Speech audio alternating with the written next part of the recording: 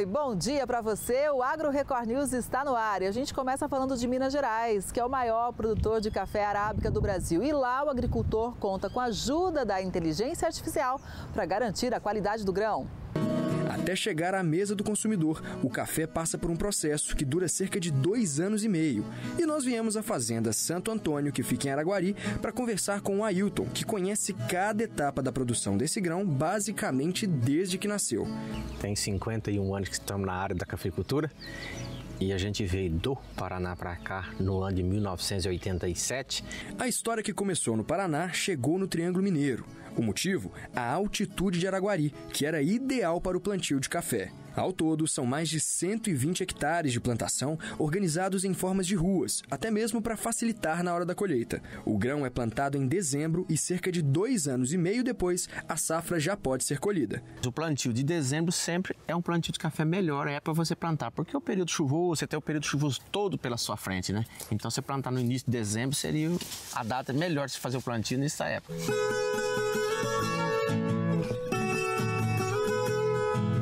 A cor do café sinaliza muito bem para o produtor como que está o processo de maturação do grão. E quando ele está assim, olha, vermelhinho, quer dizer que é a hora da colheita. Não é isso, Ailton? Um café vermelhinho assim quer dizer que a gente já pode começar a tirar do pé já, não é? Sim, quando você vai fazer uma colheita manual, o ideal seria você colher nesse ponto aqui, vermelho. Agora, se você for fazer uma colheita mecanizada, é melhor você deixar sempre mais seco, caroço, sim, porque a colheita fica melhor, fica uma colheita bem melhor. Essa colheitadeira chegou como um colírio para os olhos dos produtores. A máquina é uma perfeição, né? Isso aí é uns 50 funcionários numa só, né?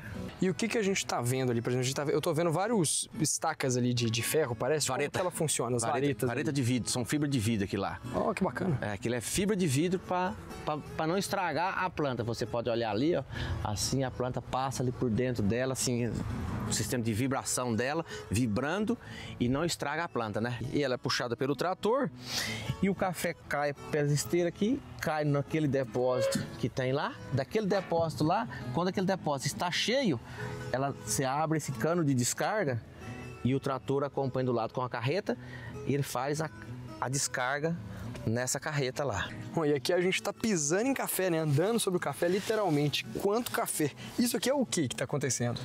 Aqui a gente colhe da lavoura e traz para o terrão para secar. Aqui está o contraste assim, ó. Aqui o café veio da lavoura ontem. Aqui um café vai ter mais ou menos de 10 a 15 dias esse período para secar. Nesta etapa do processo, ainda tem muitos grãos impróprios para o consumo, mas também existe um mecanismo para sinalizar quais são esses grãos defeituosos, facilitando e agilizando a separação.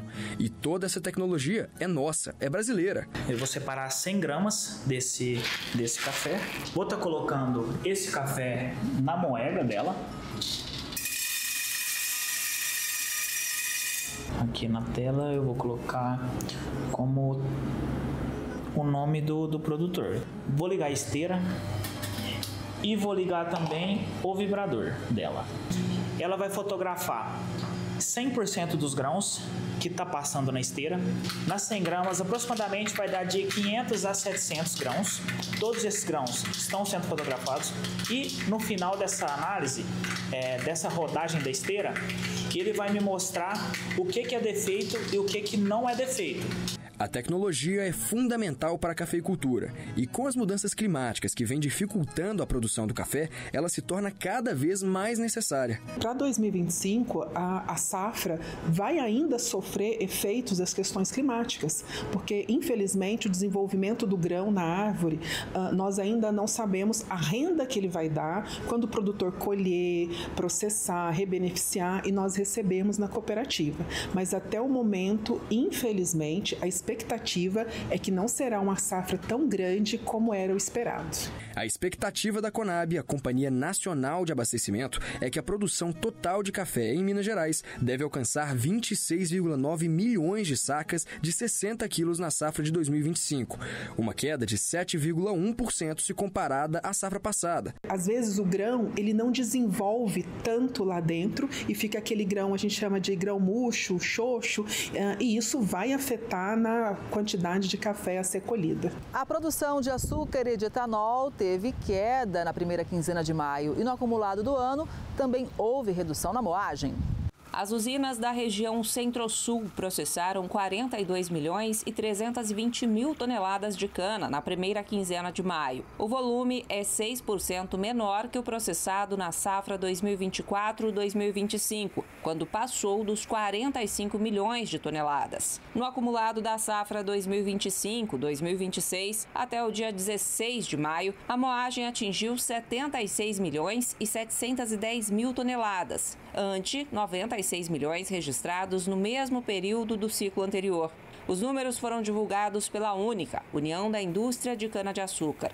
Nos primeiros 15 dias de maio, 21 unidades produtoras de cana-de-açúcar reiniciaram as atividades, totalizando 242 unidades produtoras operando na região Centro-Sul.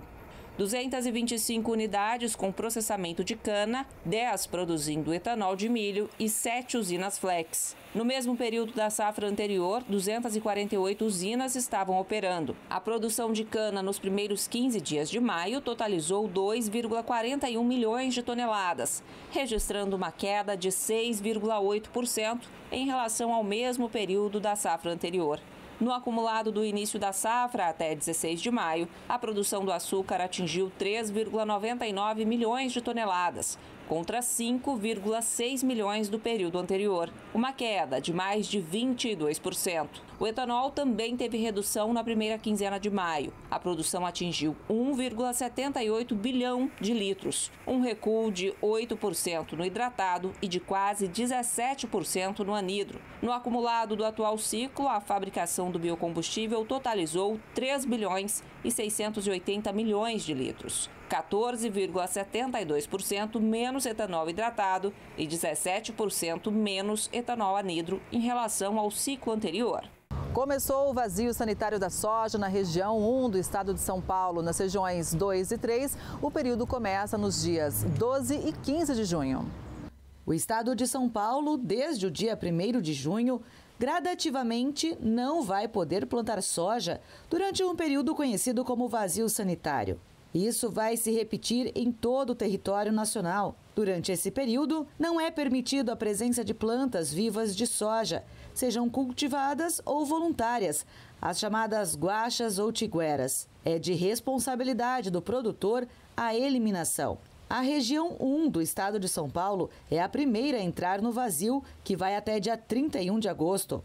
As regiões 2 e 3 têm início nos dias 12 e 15 de junho, respectivamente, e vão até os dias 12 e 15 de setembro. O objetivo do vazio é reduzir a população do fungo causador da ferrugem asiática, que causa sérios prejuízos à cultura de soja.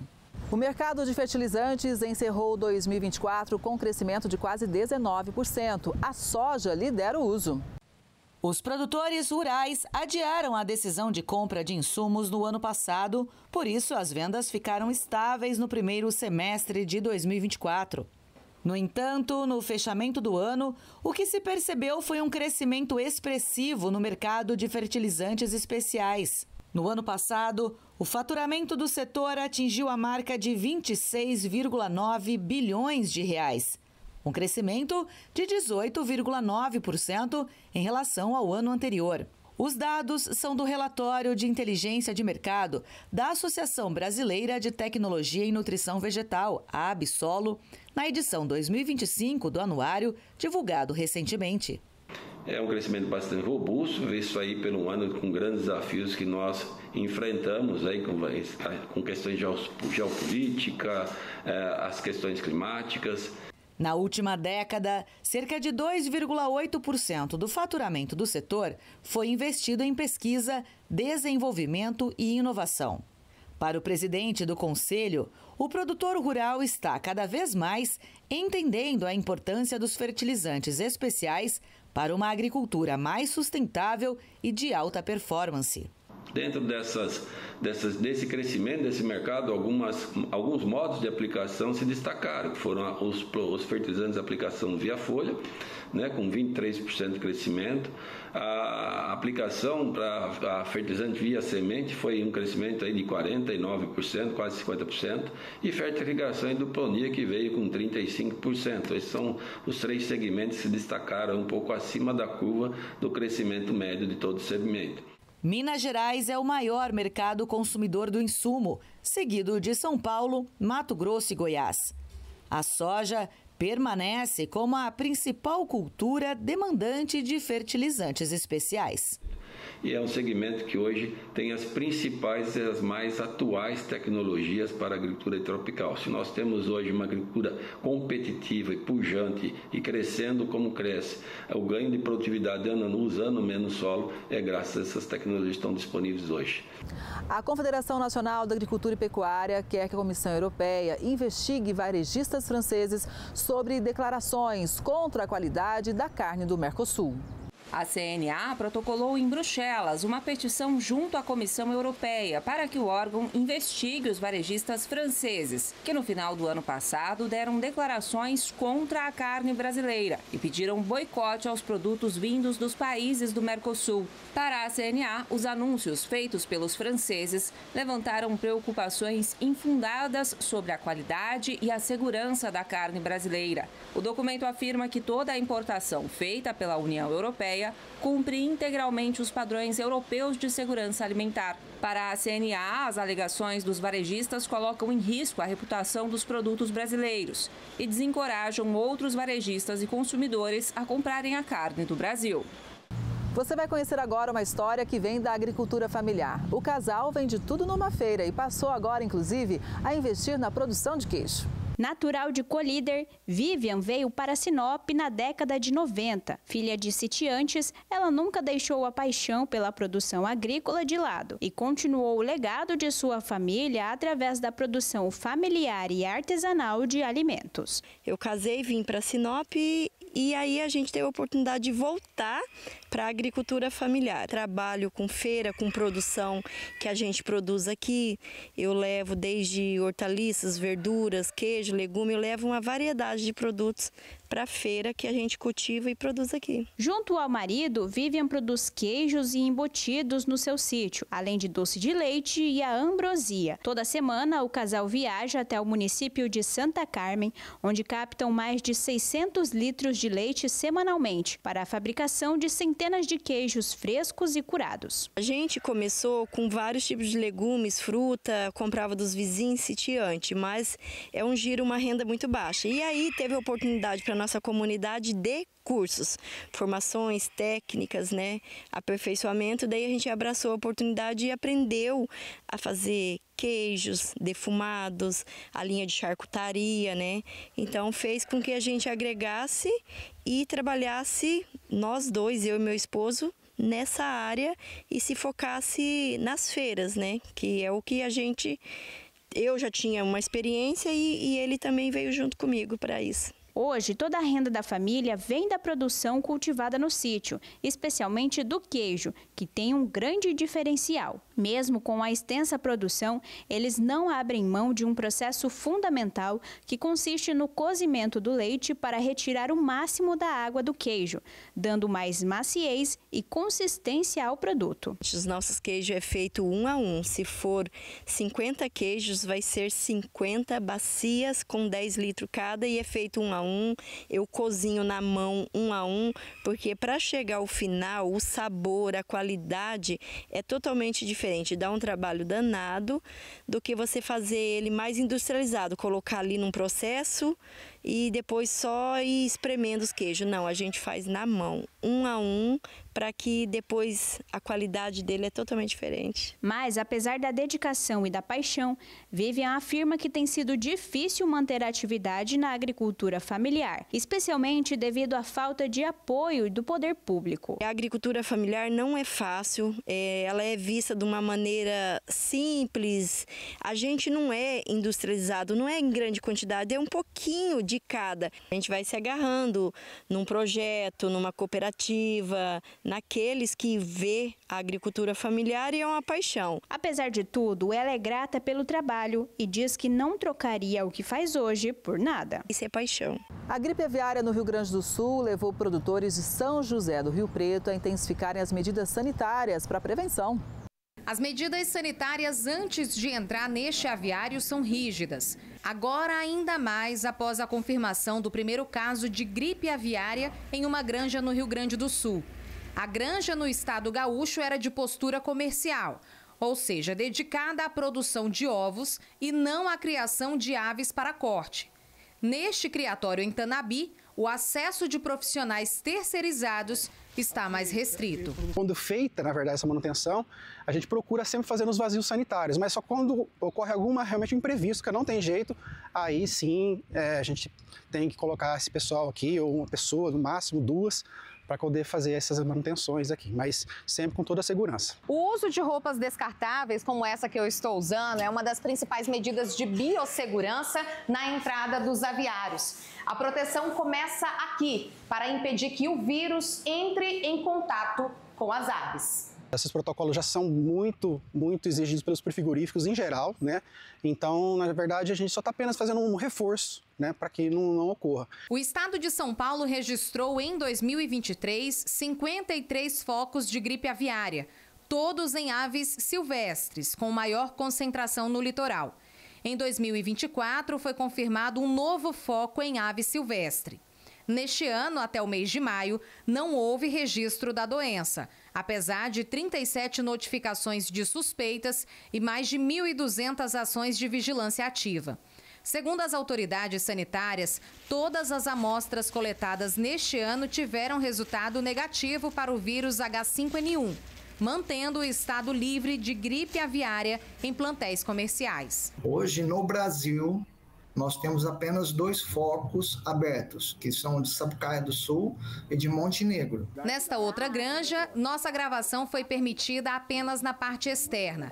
Para preservar os aviários de contaminação, o acesso é restrito aos funcionários, que devem lavar bem as mãos e trocar de calçados. Internamente, né, nós estamos intensificando cada vez mais os procedimentos, como o portão sempre fechado, os núcleos todos fechados.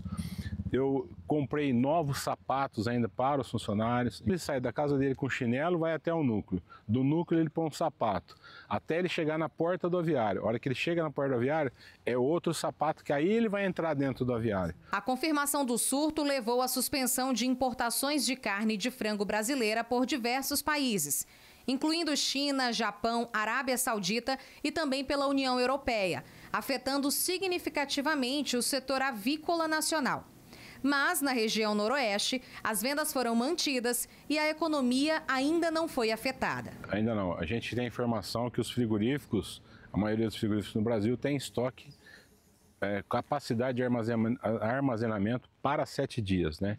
Então, o que exceder disso, se represar o consumo, se represar a venda, aí pode ser que vai acontecer realmente baixa no mercado e preço. Eu acho que agora, nesse momento, tudo é especulação ainda. Paulo Blandino, da Secretaria de Agricultura e Abastecimento, diz que a região de Rio Preto está em estado de atenção em relação à gripe aviária e os produtores já têm um plano de contingência para evitar novos contágios. Que se mantenha sempre as medidas de biosseguridade em dia, tela dos aviários em ordem, arco de desinfecção funcionando, evitar entrada de pessoas estranhas, alheias à produção dentro dos aviários, evitar o contato do granjeiro, do produtor, com outros aviários, com regiões de cursos d'água, onde podem ocorrer aves migratórias. Tudo isso a gente tem que trabalhar diariamente, né? Agora a gente fala do preço do suíno. Houve redução e a gente explica o porquê.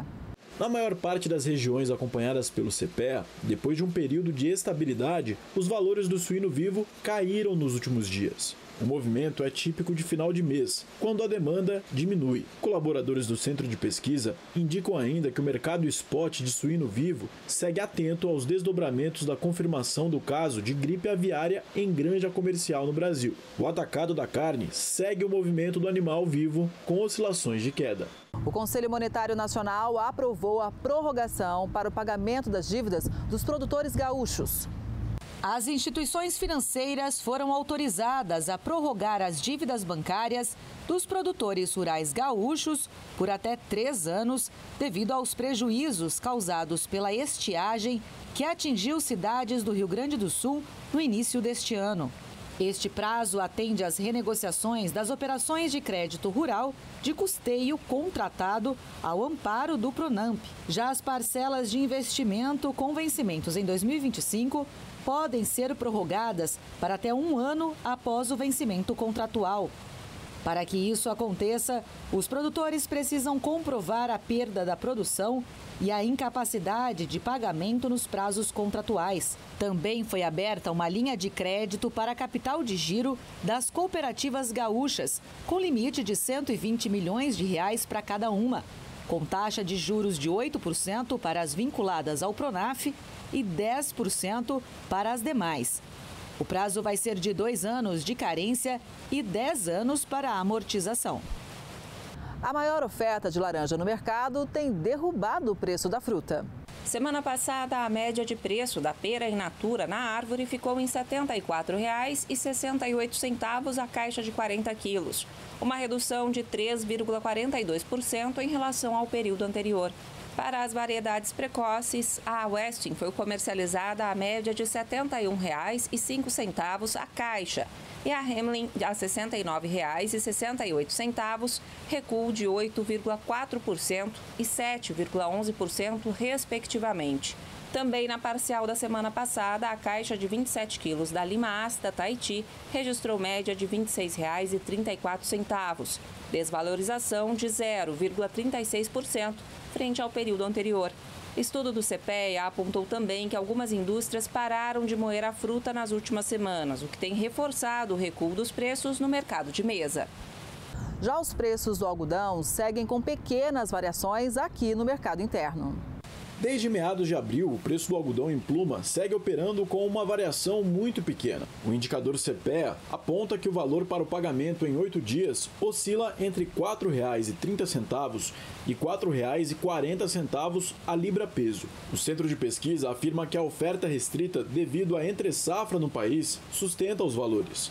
Já as negociações estão limitadas em decorrência da diferença entre os preços pedidos e os preços ofertados. Do lado vendedor, boa parte dos produtores continuam firmes em suas ofertas, baseados na reação dos valores internacionais e nos estoques limitados. Os comerciantes, por sua vez, buscam por novos negócios para atender programações realizadas anteriormente. Diariamente, agentes realizam contratos envolvendo a pluma das próximas safras. O governo do Rio Grande do Sul mudou algumas medidas sanitárias no combate à gripe aviária no estado. O primeiro caso de gripe aviária em granja comercial no Brasil foi detectado há pouco mais de 2 semanas, na cidade de Montenegro. Desde então, várias medidas foram tomadas para combater o vírus, inclusive com a instalação de várias barreiras sanitárias e inspeções frequentes. Agora, com a atual estabilidade no controle do vírus e a ausência de novos casos na região, o governo do Rio Grande do Sul está mudando algumas medidas, inclusive com relação às barreiras, que passam a funcionar como estruturas móveis ou volantes. Outra alteração acontece na rotina de vistorias nas propriedades rurais, que passa a ser menos frequente. Depois da confirmação do caso na granja e em um zoológico na mesma região do sul do país, o Ministério da Agricultura também confirmou um caso de gripe aviária em um zoológico em Minas Gerais. Outras suspeitas seguem em investigação. Os preços dos feijões carioca e preto tiveram redução e o milho também segue desvalorizado. Em maio, tanto o feijão carioca quanto o preto apresentaram queda. Pesquisadores do CPEA ressaltam que, no caso do grão preto, o movimento de baixa foi verificado pelo 8º mês consecutivo. De acordo com o Centro de Pesquisas, até foi observada maior demanda para produtos de melhor qualidade, mas as cotações cederam em todas as regiões pesquisadas, pressionadas pela perda de qualidade. Agora, a segunda safra de 2024-2025 deve colher menos. A previsão é de que a produção no Paraná, maior produtor brasileiro de feijão preto, sofra uma queda de 22% em relação à safra passada, com 534 mil toneladas. Vale lembrar, no entanto, que a primeira safra deste ano, do estado, teve um incremento de 103% em relação ao mesmo período do ano passado, com 340,26 mil toneladas. O milho também segue com os preços em queda no mercado doméstico. Pesquisadores do CPEA explicam que a oferta do cereal está aumentando, ainda mais com a perspectiva da ampla oferta com o início da colheita da segunda safra nas próximas semanas. Já os compradores seguem adquirindo apenas volumes para curto prazo, o que mantém os preços em baixa. Uma comunidade indígena teve a liberação de uma linha de crédito para fomentar a produção agrícola. O projeto foi assinado em Rondônia. Além das grandes negociações que acontecem na Rondônia Rural Show, oportunidades acontecem diariamente por aqui, como, por exemplo, a assinatura de créditos agrícolas voltados para comunidades indígenas. A cerimônia marca um importante avanço para os povos originários. Vai ser liberado mais em café Amazônia robusta. Esses que estão aqui assinando hoje na Rondônia Rural Show são os primeiros de Rondônia, que a gente conseguiu e um dos primeiros do norte todo. O que a gente busca para o povo indígena é trazer renda para eles. Trazendo renda, a gente traz dignidade, eles conseguem competir com o produto deles. A iniciativa surgiu para promover o desenvolvimento sustentável dentro das comunidades indígenas e, assim, fortalecer a economia do estado de Rondônia. Uma situação muito importante, histórico, é um momento histórico que aconteceu no estado de Rondônia e a FUNAI tem acompanhado para que os indígenas eles possam usufruir desse fomento, como eles também que seja reconhecido como produtores indígenas e realmente terra indígena tem um potencial muito grande na área de produção, na área com a agricultura familiar. Um feito histórico para que agora produtores rurais indígenas continuem a crescer. Você vai conhecer agora uma parceria que visa fortalecer ações de conservação e proteção da biodiversidade em Mato Grosso do Sul. Mais do que a união de esforços, a iniciativa reflete uma visão compartilhada, desenvolver soluções sustentáveis que respeitem e valorizem os ecossistemas e as culturas locais. A parceria entre o Instituto Ecofuturo e a Aliança 5P tem o objetivo de fomentar conhecimento, boas práticas para as unidades de conservação aqui do Mato Grosso do Sul. Desde a formação técnica de profissionais, de educadores, até o desenvolvimento de iniciativas para o fortalecimento comunitário mesmo, né? O Instituto Ecofuturo é uma organização sem fins lucrativos fundada em 1999. O Instituto contribui para transformar a sociedade por meio da conservação ambiental e promoção do conhecimento em outras regiões, além do Mato Grosso do Sul. A gente atua especialmente na Mata Atlântica, a gente construiu um lastro, um legado no estado de São Paulo, especialmente ali em Mogi das Cruzes, né, que fica um território que fica do lado de São Paulo, mas a gente também atua nessa frente de educação ambiental na Amazônia e aqui no Cerrado já há algum tempo. A Associação Aliança 5P é uma associação civil de natureza privada e sem fins lucrativos. Para a secretária executiva da associação, essa parceria representa um marco na consolidação de um modelo de conservação territorial colaborativa, no qual a pecuária sustentável, o ecoturismo e a proteção da biodiversidade caminham juntos. Essa é uma parceria com uma empresa extremamente séria e consolidada, que está fincando sua história aqui no Mato Grosso do Sul e já nasceu de uma iniciativa ainda sem uma formalização, então para a gente ter mais um parceiro atuando no território, não só no Pantanal, mas atuando no território, é importante para a gente fortalecer os laços das instituições em prol do Mato Grosso do Sul. Essa parceria contribui para a criação de soluções inovadoras, que preservam a biodiversidade e trazem sustentabilidade.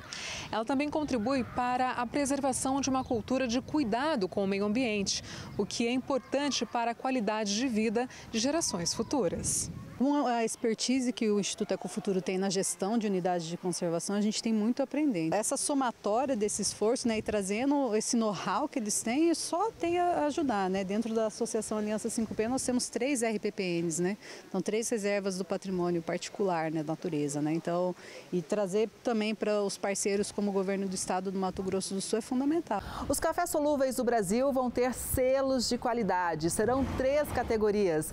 O diretor de Relações Institucionais da ABIX tem os detalhes para a gente. Hoje nós temos protocolos para café verde, para café torrado, mas para café solúvel cada indústria tinha o seu protocolo, né, individual. E não existia um protocolo comum que pudesse ser compartilhado entre os técnicos, entre os profissionais, entre os baristas, entre os coffee lovers, vamos assim dizer. E resolvemos em 2021 iniciar um processo de construção desse protocolo, um trabalho em parceria com o ITAL, o Instituto de Tecnologia de Alimentos de São Paulo, com praticamente 18 especialistas de todas as nossas empresas, indústrias. No Brasil são 7 indústrias de café solúvel, todas elas cederam técnicos para isso, e grandes marcas, né, torrefadoras de grandes marcas, que também são associadas à ABIX, e com isso totalizando 18 especialistas que durante 2 anos foram testando e identificando atributos, a intensidade desses atributos. Foram identificados 15 atributos de sabor nos cafés que foram provados. E desses 15 atributos, alguns são neutros, 2 ou 3 atributos não são bons, e o restante são atributos que você mede a intensidade, né? Então, a intensidade ela foi classificada de 1 a 5. Então, de acordo com os atributos e de acordo com a intensidade desses atributos, nós temos um aplicativo que se usa um algoritmo, e através desse algoritmo ele classifica o café, se ele é um clássico, se ele é um premium ou se ele é um café de excelência. E o que significa essas categorias? Não significa uma classificação por tipo de qualidade, melhor ou inferior. Significa que são cafés que têm aplicabilidades, características da sua potência de bebida, da sua acidez. Então, os clássicos são muito bons para serem utilizados com misturas com leite, é aquele tradicional que se toma com leite, que fica muito bom, forte, com leites vegetais, serve para gastronomia. E os de excelência são aqueles tidos como os cafés ótimos para se tomar em dose. E o premium, ele vale para as duas aplicações. Ele tanto serve para aplicações com misturas, para fazer drinks, como para tomar individualmente. Então, essas categorias facilitam o entendimento do consumidor, e é isso que nós vamos trabalhar daqui para frente, indicando, trabalhando essas ideias de como saber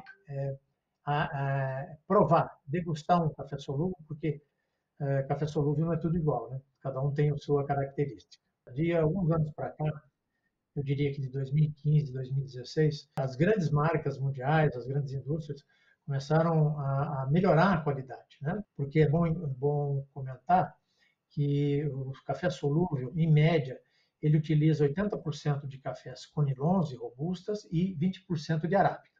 E o que acontece é que, ao longo desses últimos anos, como a qualidade dos canéforas melhorou muito, os blends começaram a melhorar muito. E o que é interessante é que o café solúvel não é uma concorrência com o café torrado. Na verdade, são consumos complementares. Assim como se toma um café filtrado de manhã, um expresso à tarde, você tem momentos para tomar solúvel também, né? No final da tarde, ou quando você está em atividades fora, em atividades de lazer, está com pressa. Então, o solúvel é muito versátil, né? E prático, e faz com que quem mora sozinho, né? Você vai coar, fazer um café filtrado, né? Você vai gastar muito café, muitas vezes vai jogar até fora. E o solúvel, você faz a dosagem certa. Então, eu acho que essas práticas estão conquistando os consumidores. O Brasil sempre foi o maior produtor e o maior exportador mundial desde os anos 60, quando o solúvel surgiu de forma comercial para o mundo. E até então não tínhamos a nossa hegemonia correndo risco. mas por falta de acordos comerciais do Brasil, né? A gente tem poucos acordos comerciais, então nós temos tarifas sobre os produtos brasileiros e o solúvel está no meio delas, né? Veja quanto tempo nós estamos pelejando aí com essa acordo Mercosul-União Europeia, né? O café solúvel ele é tarifado em 9% na União Europeia, e mesmo assim o Brasil é o segundo maior fornecedor de café solúvel para a Europa. Então, nós somos bastante competitivos, mas sofremos, né, com a falta de acordos comerciais. E entre os países asiáticos, eles têm muitos acordos comerciais de tarifa zero. Então, está estimulando um crescimento da indústria em países asiáticos como o Vietnã, como a Índia, e que está proporcionando um risco, né, à nossa hegemonia de liderança mundial. Se você for comparar hoje meio quilo de café solúvel com meio quilo de café torrado, moído, você vai ver que o café solúvel é muito mais caro, mas em compensação ele consegue fazer muito mais doses do que a mesma quantidade de café torrado, porque você utiliza 1 grama para 50 ml de água. Então ele é extremamente favorável do ponto de vista econômico. E os selos, iniciando agora com a primeira empresa que vai estar lançando em seu produto, começa a criar um caminho de outras marcas começarem a utilizar. Hoje nós temos quase 30 produtos já prontos para sair para o mercado com o selo de qualidade ABIX, que vem exatamente identificar quais são essas categorias, e em muitas das embalagens que tiverem o QR Code, quando bater ali e ler o QR Code, vai sair um videozinho imediato da nossa consultora Eliana Helvas comentando que você está comprando um café clássico, por exemplo, e quais são as aplicações que esse café pode ter para o seu uso. Então, uma forma bem didática e rápida, coisa de 20 segundos, para explicar para o consumidor o que ele está adquirindo. Então, com isso, nós esperamos criar uma proximidade maior com os consumidores e aumentar os espaços nas gôndolas dos supermercados para oferecer mais produtos ainda aos consumidores. E vamos trabalhar que a gente consiga ter criatividade para quebrar esse preconceito, né, com relação a solúvel. Existe um preconceito ainda muito arraigado que foi construído ao longo dos tempos em função de ter poucas opções de produtos, né? E como eu falei, existia ainda uma condição de qualidade que poderia ser questionável, né? Mas de uns tempos para cá isso mudou, e esse é o nosso grande desafio, é fazer com que o consumidor experimente, e experimentando nós temos certeza que é um caminho meio que sem volta. Frente fria e risco de ressaca. Os pescadores de São João da Barra, no Rio de Janeiro, redobraram os cuidados para evitar acidentes no mar. As nuvens carregadas já tomam conta do céu na região. Em São João da Barra, a frente fria deve diminuir bem a temperatura. Outra situação que deve baixar bastante é a movimentação de pescadores no mar, já que a massa de ar polar, segundo o Instituto Nacional de Meteorologia, irá trazer ressacas ao litoral fluminense. E isso significa que não só ali na beira do mar, mas principalmente no alto mar, nós teremos ventos fortes, com, consequentemente, ondas, tá? O mar fica mais ondulado, fica mais complicado de navegar. Ciente das mudanças climáticas, este pescador com experiência de 43 anos na área não irá se arriscar. Infelizmente o mar ele é muito rápido, não tem que ele está calmo, de repente ele fica bravo do nada. Então a gente está aqui se resguardando, preparando as redes, né? Para, se Deus quiser, quando essa ressaca passar, a gente voltar para o mar de novo, se Deus quiser. O cenário já é diferente. O mar agitado e os fortes ventos preocupam os pescadores. Quando ela vem tão rápido, quando pega a gente lá no mar ou em alto mar, perde material, acontece até prejuízos maiores, né? Então, para a gente evitar, a gente preferimos hoje, quando dá tempo, a gente fica em casa, né? Remendando a rede, fazendo rede. O receio dos pescadores tem fundamento, já que as embarcações ficam mais propícias a naufrágios no período de ressaca. Além do susto vivido recentemente com uma embarcação que naufragou na boca da barra do Rio Paraíba do Sul, na praia de Atafona. Na ocasião, a Defesa Civil resgatou um pescador e ajudou a recuperar o barco. E eu estava numa missão próximo com a embarcação da Defesa Civil, Quando avistei a situação, aí consegui retirar o rapaz, que ele saiu nadando. Ele estava sozinho, saiu nadando até a ilha, eu peguei ele na ilha, levamos até o pontal, chamamos mais um barco para poder voltar ao local, localizar o barco que naufragou, para fazer a amarração e rebocar esse barco até a margem. Apesar deste ocorrido não ter sido influenciado por ressaca, a atenção deve ser redobrada. Segundo o alerta da Defesa Civil Estadual, com a passagem da frente fria, além da previsão de pancadas isoladas de chuva fraca e moderada, também há possibilidade de ventos de moderados a fortes que podem acentuar a sensação de frio. É melhor aguardar e esperar passar, né? Se Deus quiser, daqui uma semana eu acho que ela já passa e a gente volta para alto mar. A cidade de Gravatá, no agreste de Pernambuco, sediou a final do circuito nordestino Manga Larga Machador. O evento teve a participação de mais de 300 animais. Na pista de corrida, os campeões desfilam. Puxados pelos criadores, os animais demonstram habilidades. Eles foram treinados para dar o melhor nesta apresentação. Por dia, dezenas de equinos são julgados por 2 juízes que analisam as marchas batidas e marchas picadas, além da morfologia de cada um deles. O circuito nordestino Manga Larga Machador percorre vários estados do Nordeste. Neles, os animais são avaliados quanto à estrutura física e à qualidade das marchas. Por ser a final, a etapa realizada aqui em Gravatá é mais exigente para os competidores. Essa exposição aqui de Gravatá, que é a última do nosso ano internacional, vem se tornando assim um passaporte, né? Ano passado, vários animais que foram participar da exposição de Gravatá foram premiados nacionalmente. Então, eu peço a Deus, peço a todos os proprietários e apresentadores que façam um bom trabalho e que novamente Gravatá saia daqui como um celeiro de uma pré-nacional. Segundo o presidente, a raça tem crescido no estado, que já possui cerca de 30 mil animais e já é destaque em todo o país.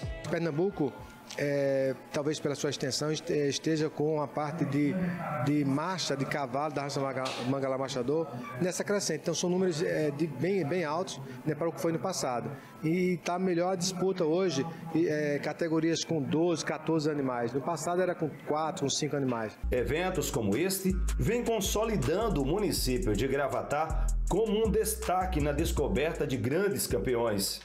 Para você ter dimensão do que é Pernambuco hoje no cenário nacional de criadores, o número 1 e o número 2 da raça de criador e expositor está em Pernambuco. Então, assim, é muito representativo Pernambuco a nível nacional no Manga Larga Machador, principalmente na marcha picada. É um estado com um plantel excelente, com grandes criadores tradicionais e novos criadores. É um estado muito importante dentro da equinocultura brasileira na raça Manga Larga Machador. Nós estamos com mais de 300 animais sendo julgados aí, tanto na marcha batida quanto na marcha picada, que são os 2 andamentos que se enquadram dentro da nossa raça, né? E é um evento que a gente pode se dizer de nível nacional, porque nós temos aqui, com certeza, animais que estarão se consagrando nesse evento, que estarão disputando num evento próximo, maior da nossa raça, que é a Exposição Nacional, que acontece em Belo Horizonte, agora no mês de julho. Então é uma etapa classificatória de alto nível, com certeza a qualidade aqui é muito grande.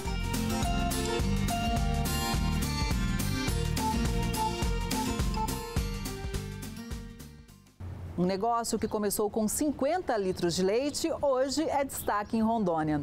A família produz vários tipos de queijos que conquistam os consumidores e também prêmios. Eu fui conferir essa história de perto. Olha só. 8 horas de trabalho. Aqui, cada detalhe é importante. Esse é o passo a passo da fabricação do queijo coalho. É neste tanque de processamento que o leite é pasteurizado, coalhado e cozido. Depois, tudo é colocado em formas e levado à prensa. A próxima etapa é a salga para o coalho tradicional. Já o de assar é prensado e está pronto. A aceitação dele é muito boa, porque é um queijo que é o nosso carro-chefe aqui. É um queijo de assar, ele tem um sabor muito bom. Então é um queijo que não tem como faltar numa fábrica, é o queijo coalho de assar. Então ele é muito importante, eu acho que para qualquer agroindústria processar um queijo desse, um queijo coalho. Esse é o coalho depois de 30 dias de cura. Para 1 quilo de queijo são 12 litros de leite. O sabor é muito especial e a receita foi desenvolvida pela Luzinete. Foram 6 meses de muitos testes. Esse queijo a gente desenvolveu aqui e ele está sendo muito bem aceito.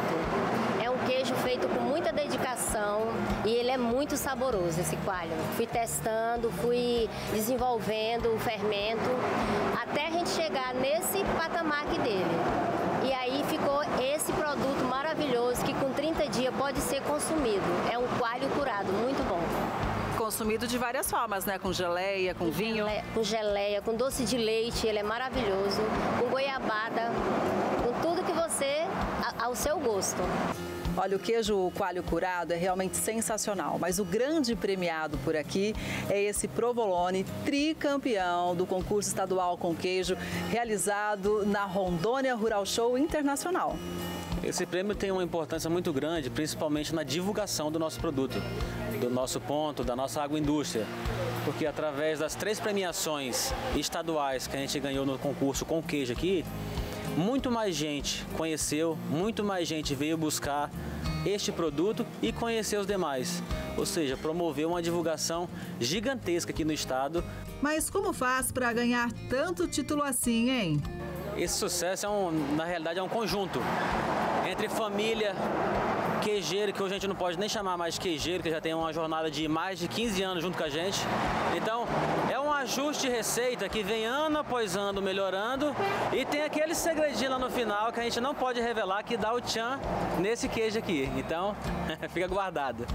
O negócio de sucesso no município de Candeias do Jamari começou há 20 anos, com 50 litros de leite e determinação.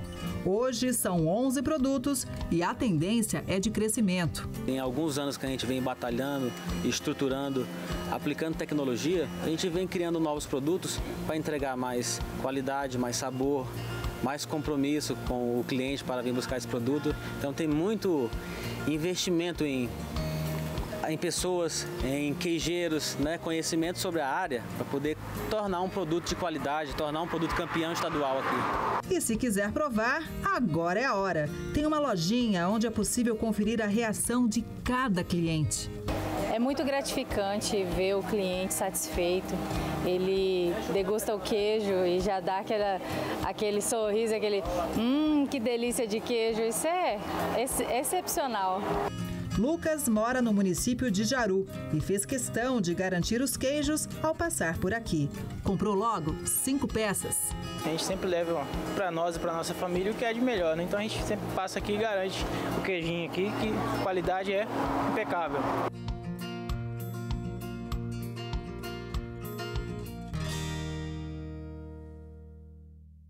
E tem uma atualização. O queijo provolone, mostrado na reportagem, conquistou mais um título e agora é tetracampeão do concurso com queijo. Essa edição do Agro Record News vai ficando por aqui. Muito obrigada pela sua audiência. A gente se vê no próximo programa. Até lá!